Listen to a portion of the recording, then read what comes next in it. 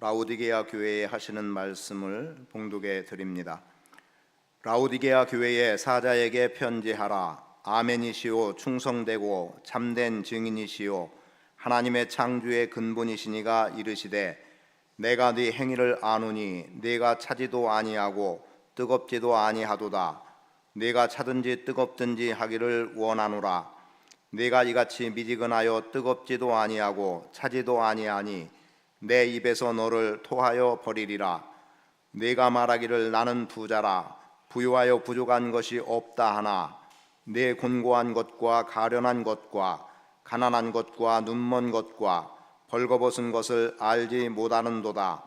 내가 너를 권하노니 내게서 불로 연단한 금을 사서 부유하게 하고 흰옷을 사서 입어 벌거벗은 수치를 보이지 않게 하고 안약을 사서 눈에 발라 보게 하라. 물은 내가 사랑하는 자를 책망하여 징계하노니 그러므로 네가 열심을 내라. 회개하라. 볼지어다 내가 문 밖에 서서 두드리노니 누구든지 내 음성을 듣고 문을 열면 내가 그에게로 들어가 그와 더불어 먹고 그는 나와 더불어 먹으리라. 이기는 그에게는 내가 내 보좌에 함께 앉게 하여 주기를 내가 이기고 아버지 보좌에 함께 앉은 것과 같이 하리라. 귀 있는 자는 성령이 교회들에게 하시는 말씀을 들을지어다. 아멘.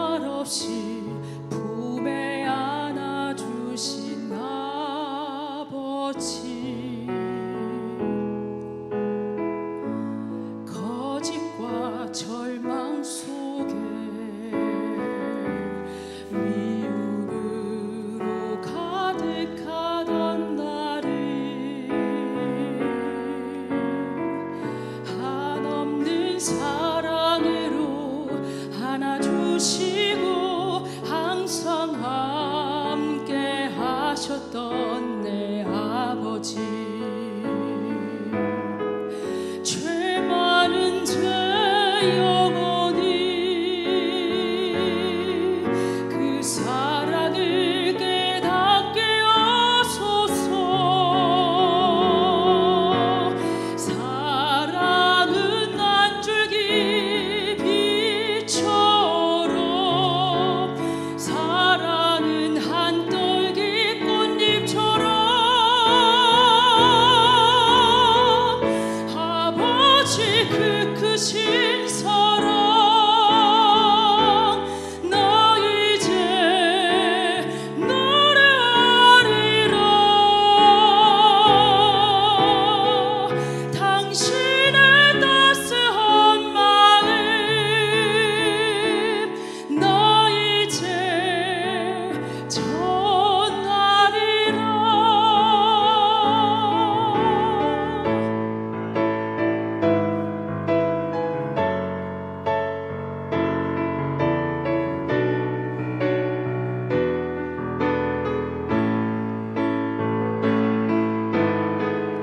먼지보다 작으며 보잘것없는 나를 당신의 곁으로 이끄시어. 사랑하는 내 주님이 부족한 손을 만지오니 당신의 도구로 쓰시어 사랑하게 하소서.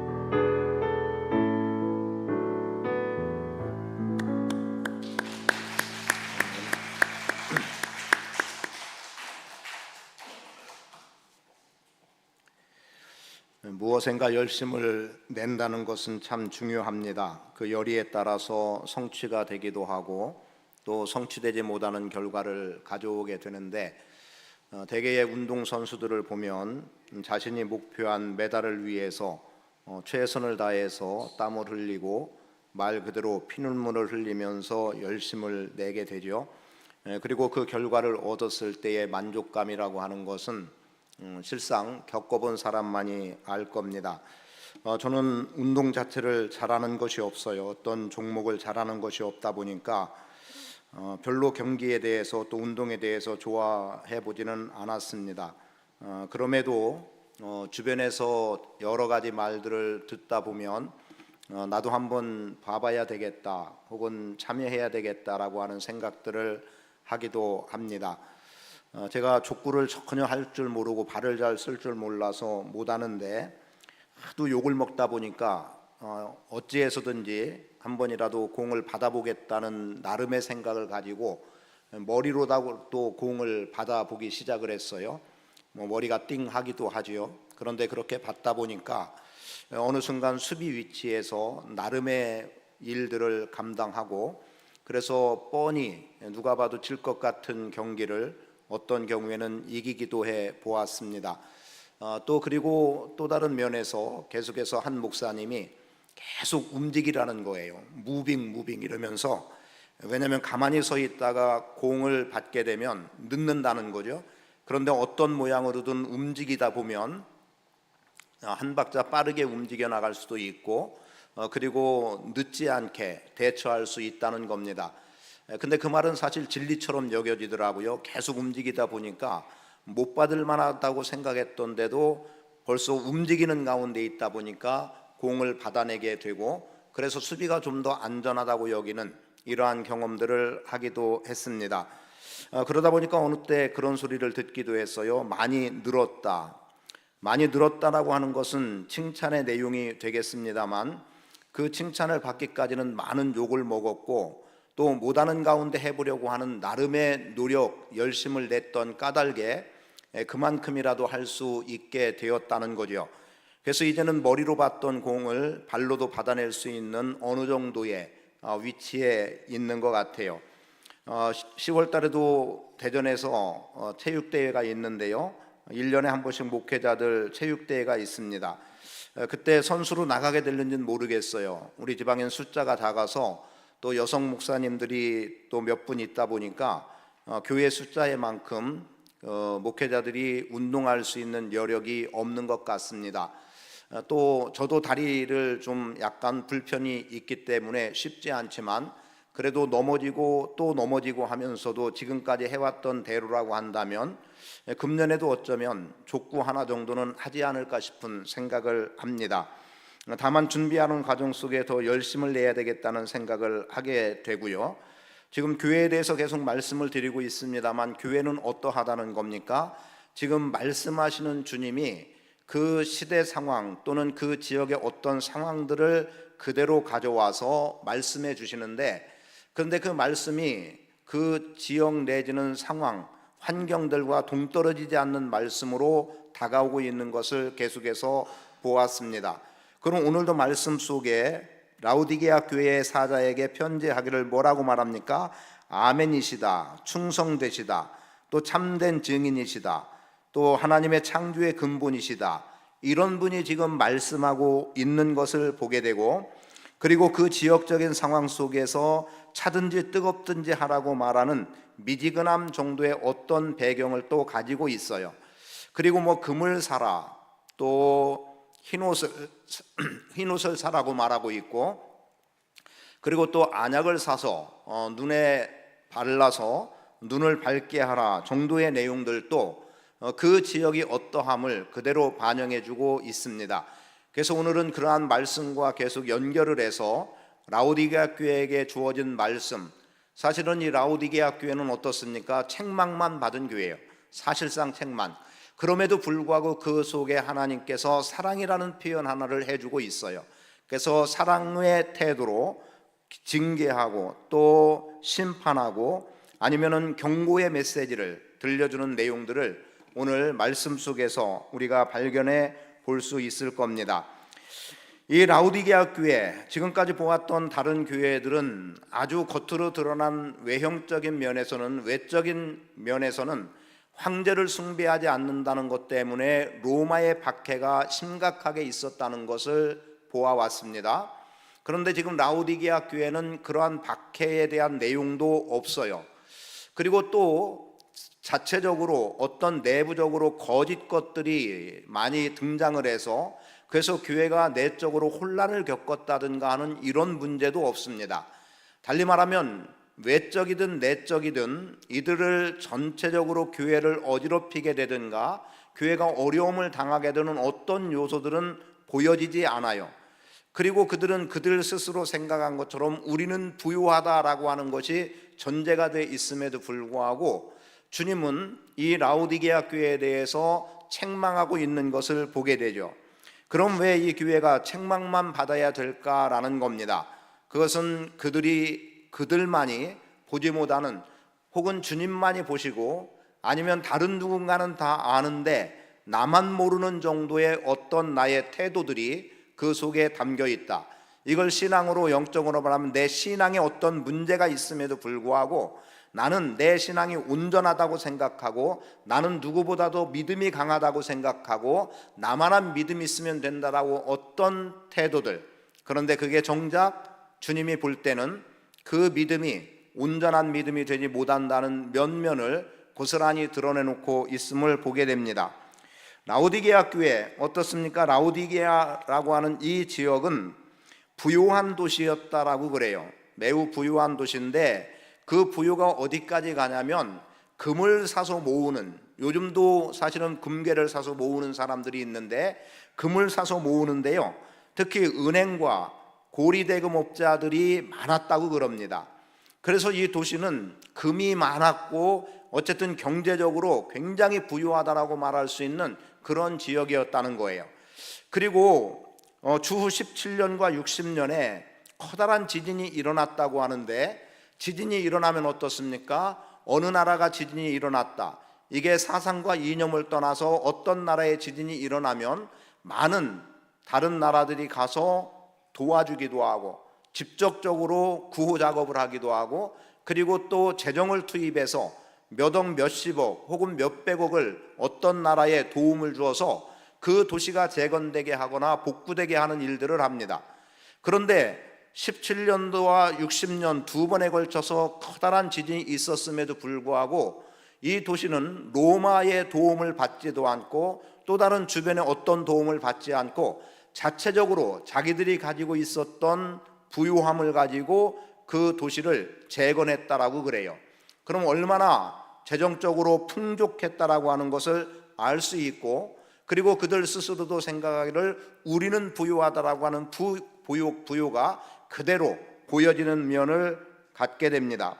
그리고 또 산업화된 도시였다라고 그래요. 특히 산업이 발달이 했는데 그 산업의 발달은 양모가 많이 발달이 돼 있었고, 그리고 또 목화를 재배했기 때문에 그걸 뭐 직모라고 하나요? 어떻게 표현해야 될지 모르겠는데 어쨌든 목화를 통해서 좋은 옷감이 나오고, 그리고 양털을 통해서 좋은 옷들을 만들었다는 겁니다. 그래서 돈이 많은 사람들은 그 좋은 고급 옷을 입고, 요즘으로 말하면 명품 옷, 명품 백 이런 것들을 들고 사치스러운 면면을 가지고 살아갔다라고 보면 되는 거예요. 그러니까 어쨌든 이러든 저러든 돈은 많았다. 그리고 그 돈 많음 속에서 면직 기술이 발달하고 양모가 발달하다 보니까 좋은 옷을 입고 다니는 사람들이 있었다는 거지요. 그래서 사실은 이 부유한 도시 속에서 금을 사라고 말하는 내용과 연결돼 있고, 그리고 좋은 옷을 입는 것 때문에 흰 옷을 사서 입으라고 말씀되어지기도 하고요. 그리고 의학적으로도 발달했다고 그래요. 치료의 신을 숭배하는 일이 있었고 심지어 의과대학이 있었다고 그럽니다. 그런데 그 의과대학도 있고 하다 보니까 어때요? 안약을 사서 바르라고 하는 약으로 치료하는 어떤 방법을 이야기하기도 합니다. 그러면 왜 이런 안약과 관계된 내용은 어떻게 해서 나오느냐? 그리고 본문 말씀에서는 너희가 차든지 뜨겁든지 해라, 미지근해서 내가 너희를 토해내겠다, 토해낼 지경이 됐다라고 주님이 말씀하는 그 배경도 히에라볼리라고 하는 곳에서 온천물이 흘러서요 약 9km 정도 떨어진 라오디게아까지 오다 보면 물이, 그 뜨거웠던 온천물이 서서히 식어지는 겁니다. 그래서 라오디게아에 도착해서 그 지역에 도착했을 때는 그 물이 벌써 미지근한 정도라서 별로 그렇게 온천에서 건강을 찾는, 혹은 약의 효능이라고 표현할까요? 이런 기능을 전혀 발휘하지 못하는 그냥 밋밋한 물로 바뀌어지고 만다는 거죠. 그리고 골로새 지역의 산으로부터 차가운 물이 흘러내려왔는데 평지를 지나서 또 여기도 라오디게아 지역까지 오다 보면 그 차가웠던 물이 자연에 노출되니까 자연스럽게 찬 냉기가 다 사라져요. 자, 우리가 그냥 쉽게 말해서 온천을 찾는 여러 가지 이유들 중에 최소한 피로를 푼다라고 본다면 피로를 풀 수 있을 만큼의 뜨거운 물도 아니고, 그리고 시원해서 내 가람을 해결할 수 있을 정도의 차가운 물도 아니고, 심지어 이제 산업화되다 보니까 많은 공장들에서 면직 때문에 나오는 그 오폐수들이 그 물에 다 흘러 들어가서 거기서 물놀이를 하고 하다 보면은 몸에 또 병이 생기는 거죠.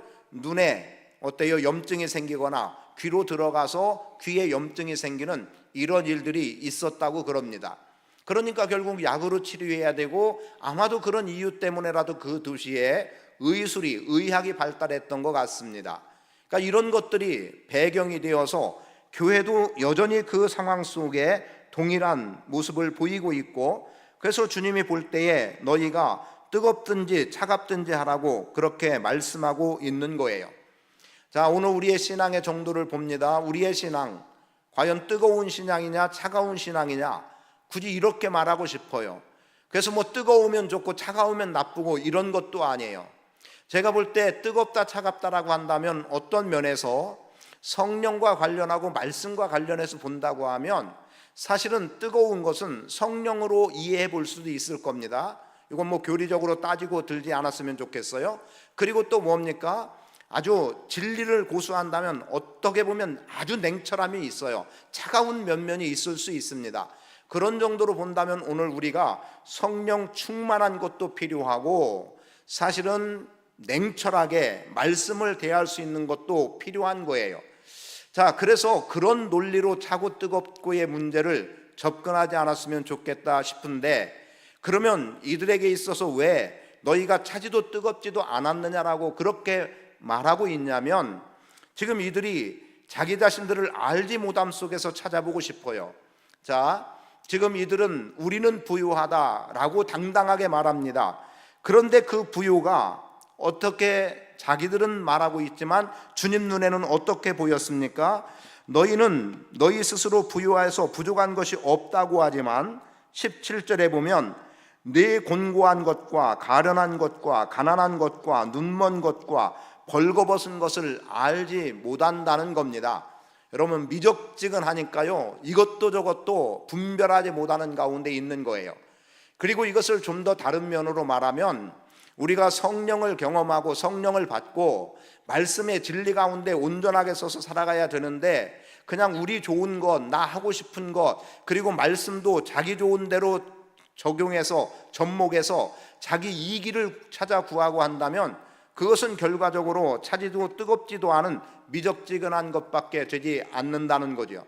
그런 교회에 대해서 주님은 뭐라고 말씀합니까? 내가 토해 버리겠다라고 말합니다.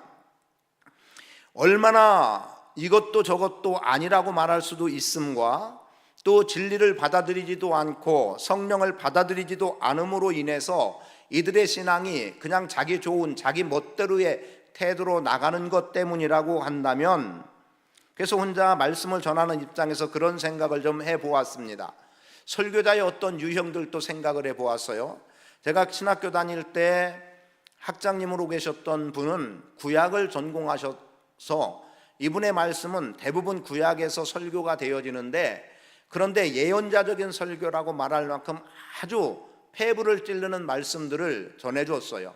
사실은 받아들이기 때로는 어려웠지요. 왜냐하면 굉장히 심판과 경고의 메시지들이 들어가기도 했기 때문에, 그리고 특히 이분은 허스키한 목소리였고 굉장히 강렬하게 목에 힘을 주어서 말씀을 전하다 보니까 그 말씀 앞에 집중할 수 있는 계기가 됐고, 그만큼 무겁게 다가왔고 엄중하게 다가왔던 경우들이 있었습니다. 여러분이 저에 대해서도 평가를 하면 여러분도 아마 다 아시고 느끼시죠. 그리고 저한테 직접적으로 말씀하진 않지만 여러 모양으로 들려지는 소리들이 있기도 해요. 그러면 저는 어때요? 어떤 분들은 그런 얘기를 하기도 합니다. 뭐냐면 힘들고 어렵게 한 주간 살다가 교회에 와서 뭔가 좀 안식을 누리고 편안함을 얻고 좋은 소리를 듣고 싶다는 거죠. 그런데 저는 어떡합니까? 주된 것이 삶으로 살아내라고 이렇게 강조를 하니까 여러분들은 어쩌면 버거운 말씀으로 받게 될 것 같다는 생각을 부득이 하게 됐습니다. 그리고 또 어떤 경우는 어때요? 교회는 행복해야 된다는 것 때문에 듣기 좋은 소리만 하다 보니까 이게 교회냐 하고 또 비판받고 판단받는 경우도 있어요. 그러니 어찌 보면 듣는 사람들의 성향에 의해서 이러지도 저러지도 못하는 정도가 되기도 하는 것을 보게 되죠. 자, 지금 뜨겁지도 차지도 않은 것에 대해서 표현하는 가운데 지금 토해낸다고 할 때 오늘 우리는 왜 토해냅니까? 우리가 흔히 쓰는 말에는 비위가 상한다라는 말을 하죠. 여러분, 비위가 상하는 것은 먹는 문제에서만 비위가 상하는 게 아니에요. 사람에게서도 비위 상하는 것들을 보게 됩니다. 어쩌면 여러분 중에서도 저 때문에 비위가 상하는 사람들이 있을 수 있어요. 그런저런 것들을 본다면 어디에 초점을 맞춰야 될까도 말씀을 전하는 입장에서도 조심스럽기도 하거니와, 말씀을 받는 사람 입장에서도 내가 선호하는 쪽, 내가 좋아하고 내가 기대하는 것에 맞지 않으면 비상해버리고 은혜 없다라고 말할 수밖에 없겠죠. 그러나 때로는 책망의 소리가 들려지고 경고의 소리가 들려지고 딱딱한 언어의 소리라 할지라도 정말 내가 받아야 되고 들어야 되고 내 삶에 자극이 되고 변할 기회를 갖고 적용해서 삶의 변화를 경험하면 그것은 또 그 나름대로 나에게 하나님의 말씀이 진리의 말씀으로 또 달콤한 말씀으로 다가올 수 있는 겁니다. 그래서 전하고 받고의 어떤 누군가의 문제라기보다는 진리면 진리를 받아들일 수 있는 우리의 삶의 태도가 필요한데, 진리를 진리로 받아들이지 않으니까 미적지근해 버리고 마는 거예요. 들어야 할 말씀을 듣지 않으니까 미적지근한 거예요. 마땅히 지켜 행해야 되는데 행하고 싶지 않으니까 미적지근한 거예요. 자, 우리 이만한 부유 속에 살아가고 있다. 그러니 우리가 한 부자의 표현대로 이제는 먹고 마시자, 이 길로 간다면 도대체 복음은 어디 있고 도대체 진리는 어디 있느냐는 거죠. 그래서 교회가 진리를 잃어버리고 복음을 잃어버리고 예수의 생명을 잃어버리다 보니까 교회는 교회의 기능이 다하지 않는 거예요. 차든지 뜨겁든지 어느 한쪽에 선택이어야 된다면 분명한 길을 걸어가야 되는데 이것도 저것도 아닌 가운데 그냥 세상 좋은 대로 지나가고 있는 것, 이것을 미지근해서 내가 토해내겠다라고 하는 말씀이 되는 겁니다. 사실 며칠 전에 그 생물을 하나 좀 이렇게 인터넷에서 주문을 해봤어요. 생물 살아있는 거. 그리고 그냥 얼음만 이렇게 넣어서 보내준다고 해서 받았는데 손질을 하려고 손을 댔는데 이상한 거예요. 그래서 결국은 이것저것 다 펼쳐보니까 그냥 뭐 아래쪽은 꽁꽁 얼어 있어요.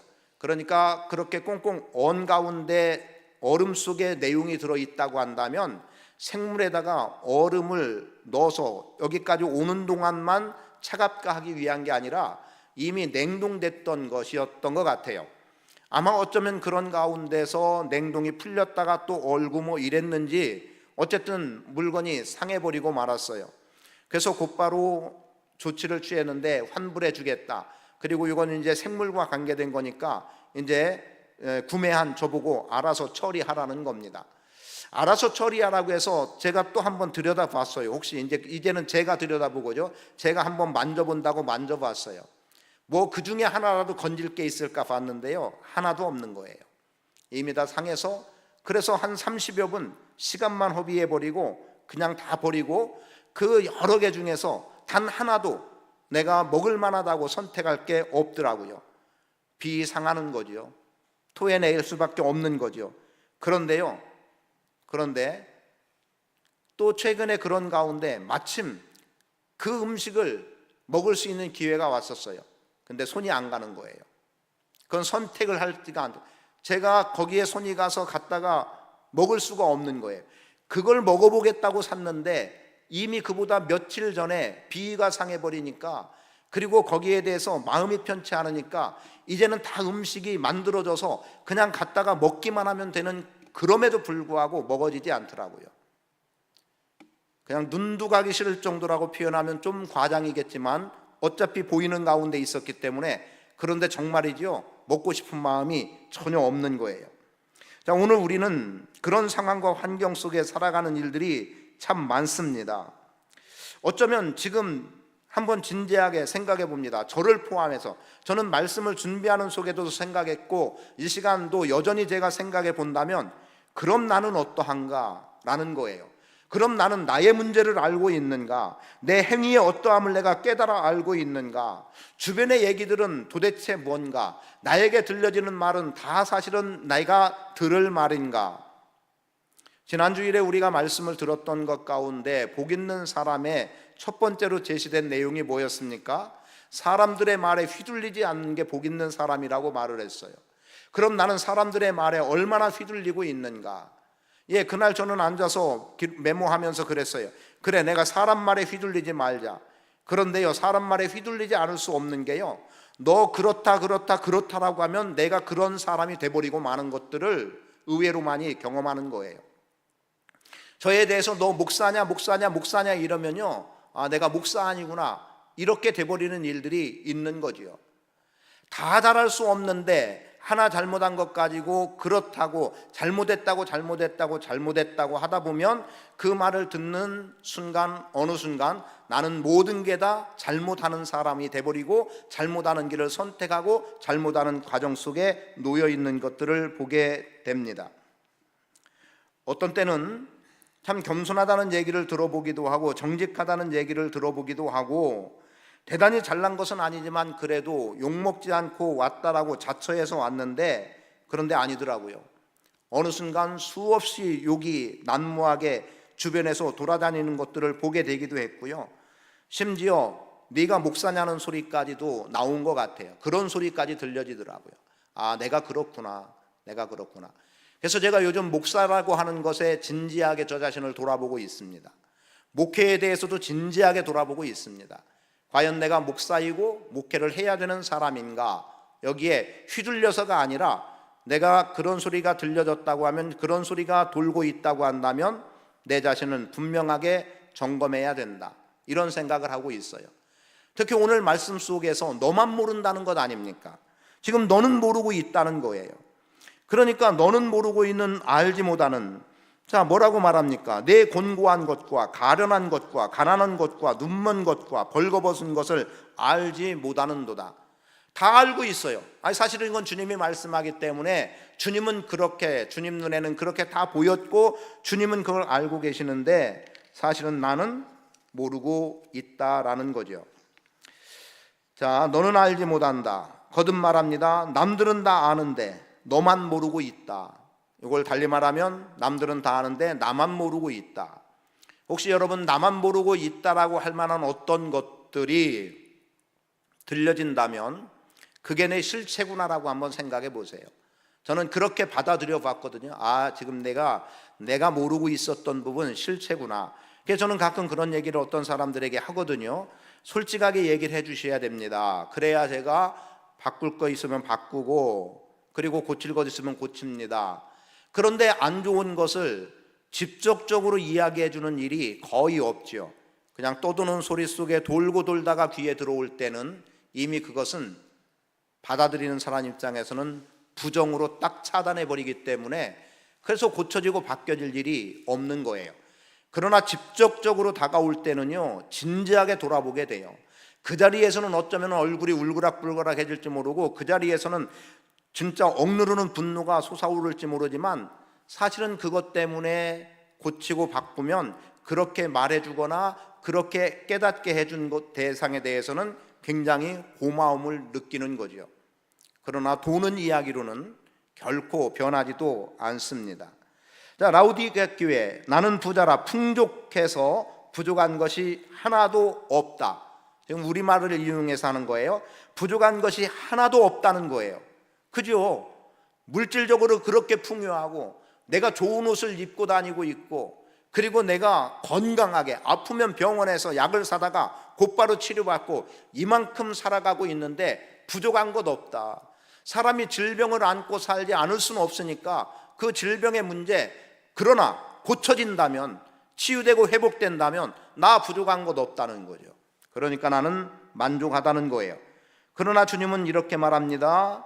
우리말로 표현한다고 했어요. 너는 자신이 비참하고 불쌍하고 가난하고 눈멀고 벌거벗은 사람임을 알지 못한다. 너 그런 사람인 것 알지 못한다. 이렇게 주님은 말씀하신 겁니다. 자신들의 세상 즐거움에 대해서는 제가 여러분에게 표현하는 대로라고 한다면, 혹은 설교를 통해서 누군가를 통해서 들어야 된다면, 세상 즐거움으로 사는 사람들에 대해서 죄에서 떠나야 합니다. 그렇게 살면 안 됩니다. 그러다 보면 하나님의 영광을 가리게 되고요, 그러다 보면 자신도 망가집니다 라는 정도로 이야기한다면 이 말이 여러분의 귀에 들려올까? 또 하나님의 영광과 교회를 위해서는 어떻게 말하겠습니까? 진리로 살아야 됩니다. 충성하시고, 오늘 본문 그거 아닙니까? 아멘, 진리입니다. 충성하라는 거죠. 증인된 삶을 살라고 말하고, 헌신하라고 말하고, 삶으로 살아내라고.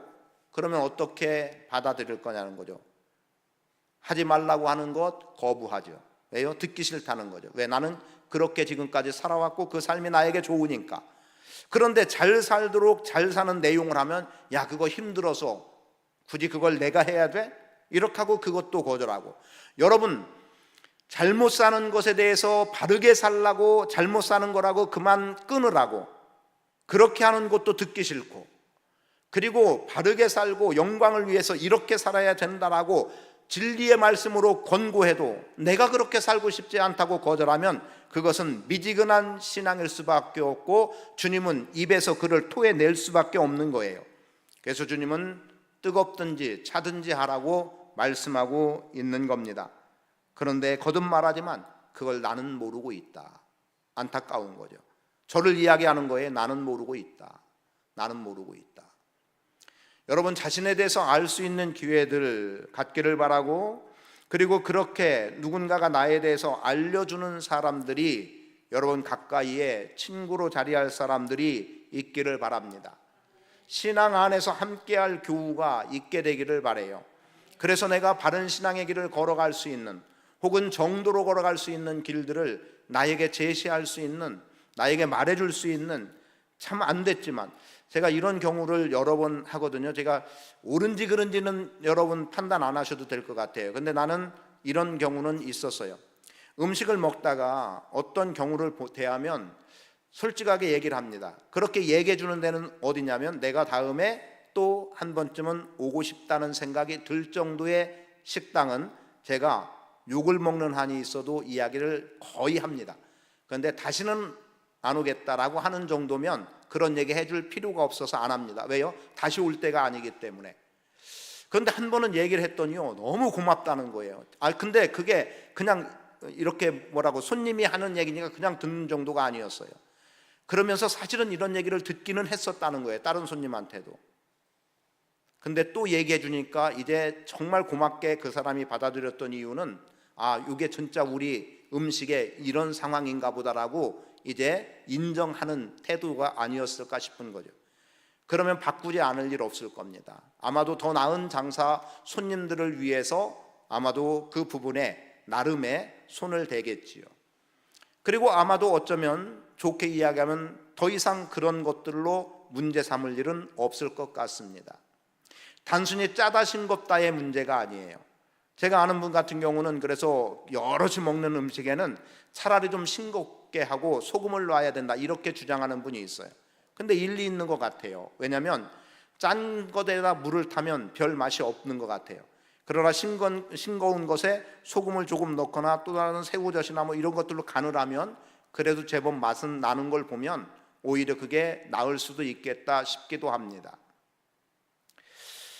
자, 여러분에게 누군가가 직설적으로 이야기해 주는 것, 당장은 듣기 불편하고 어려울 수 있을 것 같아요.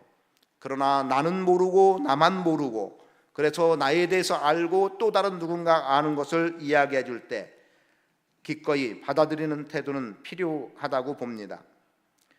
세상 편한 대로 자기 좋은 대로의 삶을 살려는 사람은 살았다 하는 이름은 가졌지만 실상은 죽은 자와 다를 바 없는 거고요. 그래서 세상적으로는 부유하지만 영적으로는 가난하기 짝이 없는 것에 대해서 주님은 미지근하다라고 말씀하고 있는 거예요. 저는 여러분들이 영적인 부유에 더 많은 관심을 갖기를 원합니다. 내 재산이 얼만큼, 내가 이만한 돈을 적금을 들어놨고 내 비밀 창고에 이만한 금덩어리가 있고 내가 아파트 몇 채를 가지고 있고 이런 것에, 세상 것에 관심을 갖지 않으면 좋겠어요. 사실 아파트든 뭐든 집은 지금 나 살 한 집이면 되는 거죠. 뭐 두 개, 세 개가 뭐 필요하겠습니까? 물론 그것이 자신의 재산을 모으는 방법이기 때문에 그런 태도를 취하겠지만 거기에 온통 세상 물욕에 빠져서 세상 부유만 찾고 나간다면 영적 부유는 언제 쌓을 겁니까? 여러분, 영적 부유에 힘을 기울이십시오. 영적 부유를 쌓는 것에 시간을 들이고 그 일에 헌신하고 충성함으로 나갈 수 있기를 축복합니다. 그래서 주님이 권하는 거예요. 너만 알지 못한다라고 하는 라오디게아 교회에 대해서 주님은 말씀합니다. 내게서 불로 연단한 금을 사서 18절입니다. 부요하게 하고 흰옷을 사서 입어 벌거벗은 수치를 보이지 않게 하고 안약을 사서 눈에 발라 보게 하라 라고 말합니다. 그런데 주목할 만한 게 있어요. 내게서라고 말씀하세요. 내게서. 자, 사서 그러면 내게서도 3번 다 적용돼야 돼요. 불로 연단한 금만 내게서 사는 게 아니라 불로 연단한 금도 주님에게서 사고 흰옷도 주님에게서 사고 안약도 주님에게서 사면 돼요. 주님에게서. 저는 여기 굉장히 중요한 의미가 담겨 있다고 봅니다. 그래서 그런 측면에서 해석을 할 수밖에 없었어요. 자, 그러다 보니까 나오는 답이 있었습니다. 그게 뭐냐면 지금까지 라오디게아 교회는 세상 것에 가치를 두었습니다. 세상의 모든 것을 풍족하게, 세상에서 모든 것 풍족하게 공급을 받았습니다. 그리고 어떤 문제가 있으면 세상의 방법으로 말 그대로 문제를 해결해 왔습니다. 금전의 문제, 금으로 해결하지 않았겠습니까? 벌거벗은 어떤 옷으로 자신을 보호하지 않았겠습니까? 눈에 의술로 아주 유명하다는 안약 사다가 넣고 치료됐다 이렇게 오지 않았겠어요? 다 이러한 세상의 기준으로만 부유하게 지금까지 왔어요. 그런데 지금 주님은 그렇게 말씀하지 않아요. 이제 내게서 사라고 말씀하는 거예요. 내게서 사서 입고 내게서 사서 바르라고 말씀합니다. 자, 그러면 주님이 권하시는 대로 주님께 불로 연단한 금을 사서 부유하게 한다는 건 뭐겠습니까? 여러분, 불로 단련한 정금, 그죠? 어때요? 용광로를 통해서 나오는 순수한, 그래서 정금이라고 불려지는 것. 오늘 우리의 신앙의 정결함을 유지하고 신앙의 견고함에는 사실 수많은 어려움들 있습니다. 불로 단련하는 것 같은 시험이 있을 수 있고요. 그리고 누군가의 모함도 있을 수 있고요. 물론 내가 연약해서 때로는 넘어지기도 하지만, 그러나 내가 그러한 시련과 역경들을 견뎌나가다 보면 어느 순간 나는 견고한 자리에 설 수 있다는 거예요. 저도 조금 아는 목사님이지만 제가 그분을 처음 접했을 때 참 굉장히 강직하신 분이구나 라는 거였어요.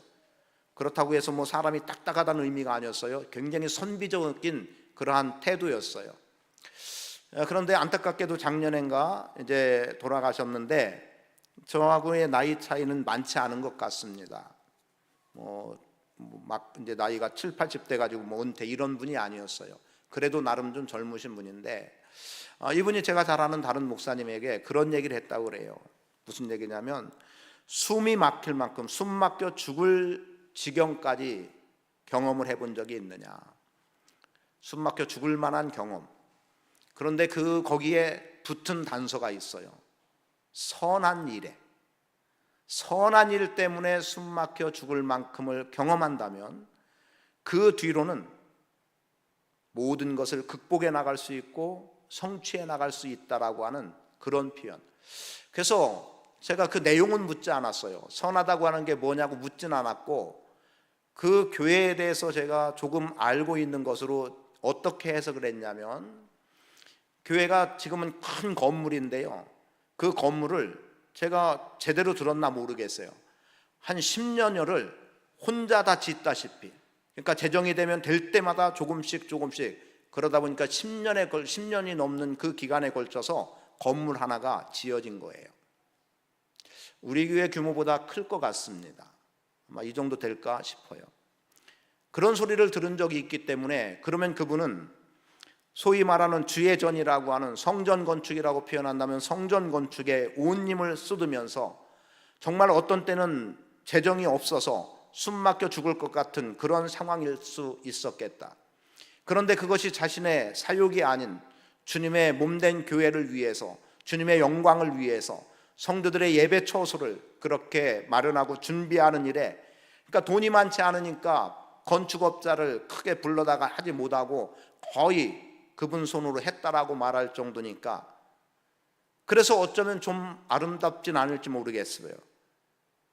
그러나 그렇게 숨막히는 그 지경에 도달했을 때, 그것이 선한 일 때문이었을 때, 그 이후로 내가 경험하는 어떤 것들은 다 극복해 나갈 수 있다, 성취할 수 있다라고 하는, 그건 이미 수준을 뛰어넘은 자리에 본인이 서는 거예요.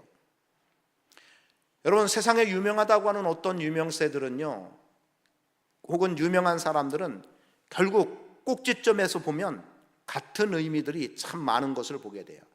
결국 저 사람이 추구한 것도 여기였고 이 사람이 추구한 것도 여기였구나, 이걸 보게 되는 경우들이 있습니다. 저는 여러분들이 주님께서 말씀하시는 대로 불로 연단된 금을 사서 부유하게 할 수 있기를 원합니다. 즉 정금 같은 믿음의 부유자가 되기 위해서 갖은 시련과 역경 견뎌내라는 거예요. 이겨내라는 거예요. 그리고 이보다 더한 역경과 시련도 견뎌낼 수 있는 단단함을 만들라고 말씀하는 거예요. 저는 여러분들이 정금 같은 믿음의 부유자로 설 수 있게 되기를 축복합니다. 주님께 흰옷을 사서 벌거벗은 수치를 보이지 않게 해야 하는 거예요. 왜요? 옷, 어떤 옷이든 가릴 수 있으면 돼요. 종이로라도 가리면 사실은 어찌 보면 지금 당장의 수치는 가려질 수 있을 겁니다. 그런데 주님이 흰옷을 사서 벌거벗은 수치를 가리라고 하는 게 뭐겠어요? 앞에서 말씀드린 대로 이제 양모도 발달하고 그리고 면직류도 발달하고 이래서 고급 옷 이야기를 했습니다만, 그 고급 옷을 입는다고, 명품 옷을 입는다고 천국 가는 게 아니에요. 오늘 우리가 하나님 나라를 사모하고 살아가는 우리가 입을 옷은 그리스도로 옷 입는 것이고요, 그리고 그리스도로 깨끗함을 입은 정결한 거룩함의 옷을 우리가 입어야 되는 거예요. 계시록 7장 13, 14절 한번, 계시록이니까 가볼까요? 뭐라고 말씀하고 있냐면, 계시록에서 우리에게 주는 말씀이 있어요. 7장입니다. 13, 14절 같이 한번 읽어보겠어요.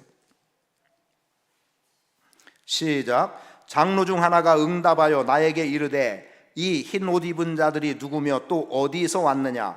내가 말하기를 내 주여 당신이 아시나이다 하니, 그가 나에게 이르되 이는 큰 환난에서 나오는 자들인데 어린 양의 피에 그 옷을 씻어 희게 하였느니라. 여러분, 환난 중에도 그들은 거룩함을 지킨 거예요.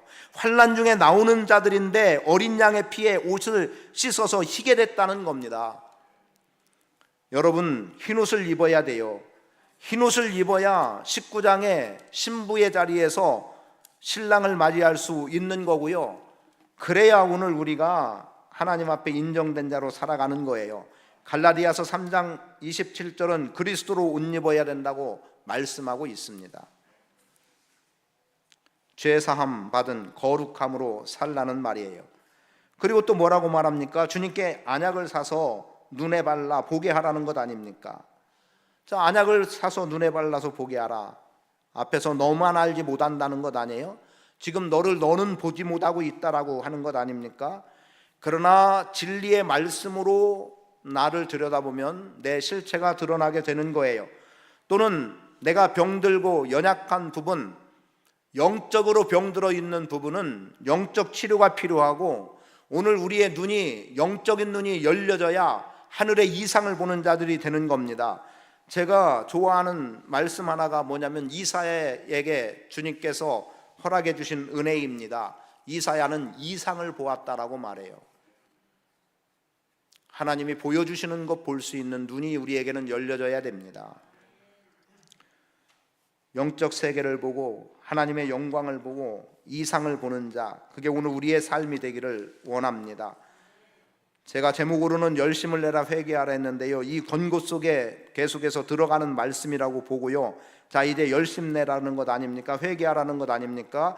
그러면 지금까지 나만 모르고 있었던, 그래서 주님이 이렇게 사서 하라고 말씀하신 그대로를 가지고 본다면 오늘 우리는 마땅히 내가 나를 할 때 회개할 수밖에 없는 거고요.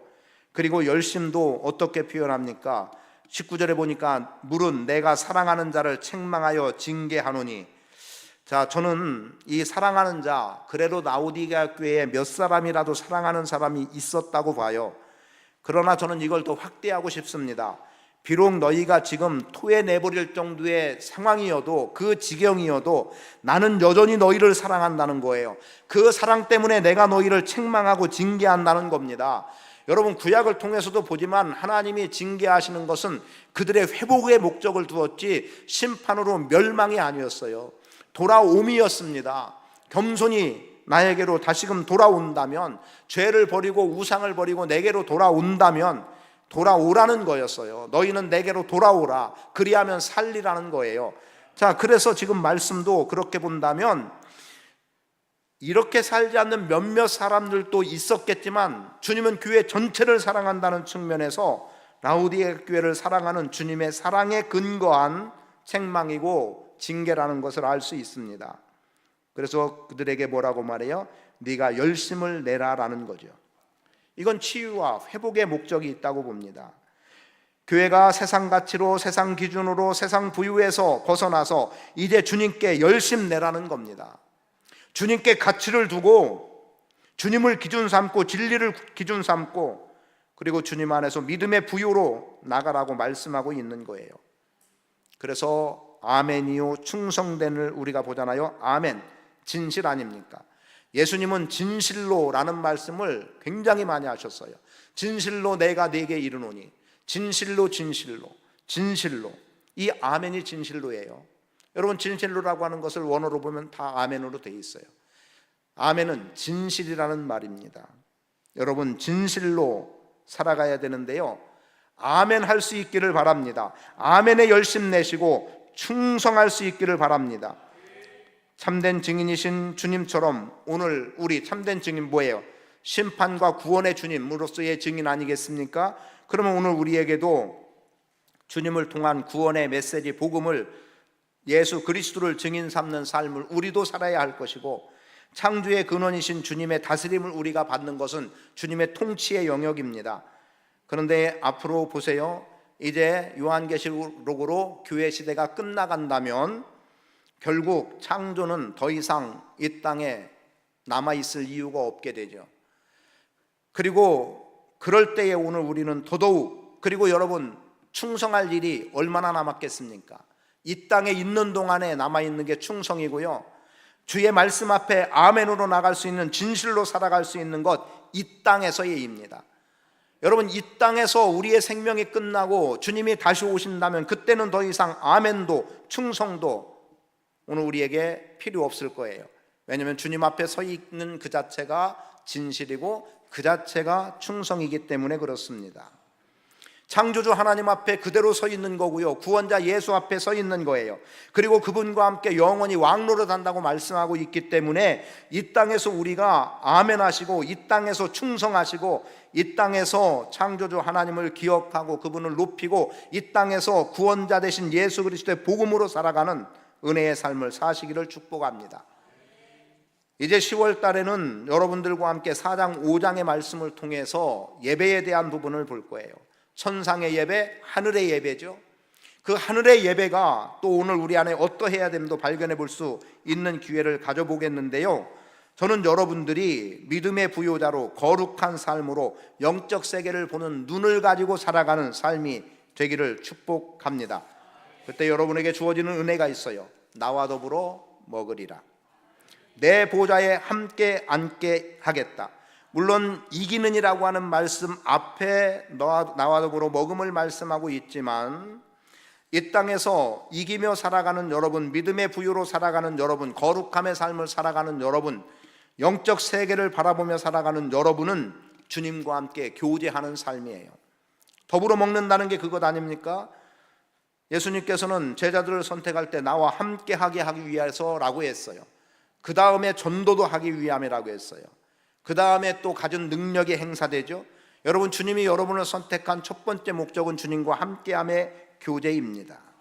주님과의 사랑의 교제 온전히 이루시기를 축복합니다. 그럴 때 보좌에 앉는 영광스러움이 있는데, 혼인잔치에 들어가서 먹고 마심이 되는 거죠. 혼인잔치는 먹고 마시고 즐기는 거예요. 그리고 왕노릇 한다고 말씀하지 않습니까? 20장 4절에서 왕노릇 하리로다. 주님의 보좌에서 주님과 동일하게 왕노릇하는 영광스러움이 여러분 삶 가운데 주어지게 될 줄 믿습니다. 라오디게아 교회, 책망만 받은 교회지만 주님이 내게서 사서 라고 말씀한 대로 믿음의 부유를 위해서 단련된 연단된 금을 사고, 그리고 또 예수의 피로 정결케 된 깨끗함을 입은 흰옷을 입고, 그리고 영적 세계를 바라보는 안목으로 주님이 치료하시고 주님이 보여주시는 그 길을, 또 그 은혜를 보며 살아가는 복된 성도의 삶을 사시기를 축복합니다.